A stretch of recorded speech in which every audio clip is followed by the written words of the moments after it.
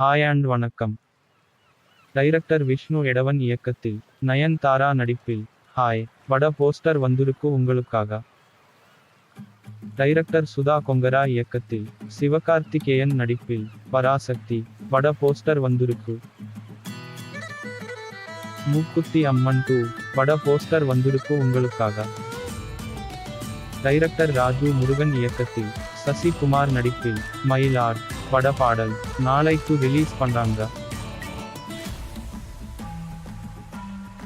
Director Madan இயக்கத்தில் அபிஷன் ஜீவின் மற்றும் அனஸ்வர ராஜன் நடிக்கும் புது பட ஆடியோ ரைட்ஸ் சோனி மியூசிக் வாங்கி இருக்காங்க.